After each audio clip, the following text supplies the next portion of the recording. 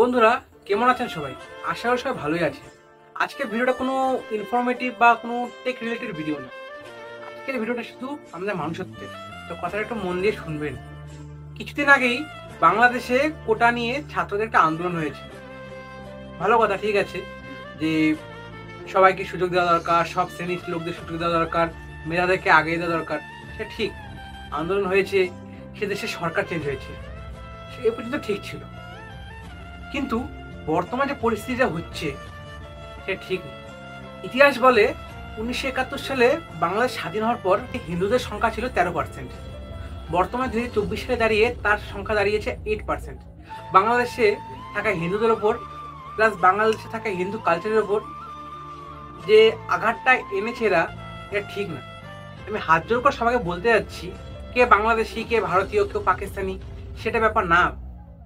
কথাটা হচ্ছে মানুষত্বের। হিন্দুরা হিন্দুদের কালচার নিয়ে হ্যাপি আছে, মুসলিমরা মুসলিমদের কালচার নিয়ে হ্যাপি আছে। তোমরা কেন ওদের জিনিস ভাঙচুর করছো? আমি অ্যাজ এ হিন্দু কথাটা বলছি না, আমি অ্যাজ এ মানুষ কথাটা বলছি। হিন্দুদের সাথে তো এর কোনো সম্পর্ক নেই না। তোমাদের দাবি দাওয়া ছিল, সেটা পূরণ হয়ে গেছে। তোমার সরকার চেঞ্জ করতে চেয়েছে, সেটাও হয়ে গেছে। কিন্তু হিন্দুদের এখানে কোনো দোষ নেই। তোমরা যে হিন্দুদের উপর যে অত্যাচার করছো, বাড়ির মেয়ে বউদের ওপরে, তাদের মন্দির ভাঙছো, বাড়িঘর পুড়িয়ে দিচ্ছ, বাড়িতে ঢুকে জিনিসপত্র ভেঙে দিচ্ছ, এটা ঠিক না। দিনের শেষে ঘুমানোর সময় নিজেকে একটা প্রশ্নটা করবে যে তুমি যে কাজটা করে এসছো, কাজটা তুমি ঠিক করেছো?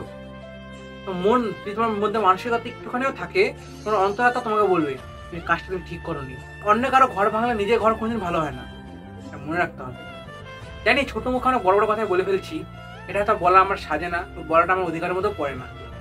কিন্তু অ্যাজ এ মানুষ, অ্যাজ এ ভারতীয়, ভারতবর্ষে অনেক সংখ্যালঘু জাতি আছে, কিন্তু আমরা কারোর উপর অত্যাচার করি না। সরকারিভাবে সংখ্যালঘুদের বিশেষ সুযোগ সুবিধা দেওয়া হয়, এটাকে আমরা সর্বাগ্রে গ্রহণ করেছি। তোমরা গ্রহণ করো। তোমরা তো সংখ্যালঘুদের সুযোগ সুবিধা দিতে পারো না, ঠিক আছে, কমসে কম অত্যাচার তো করো না। বাংলাদেশি লোকদের উপরে আমার এটাই আবেদন, দয়া করে হিন্দুদের উপর অত্যাচার করবেন না। ওরা ওদের মধ্যে হ্যাপি আছে, আপনারা আপনাদের মধ্যে হ্যাপি থাকুন।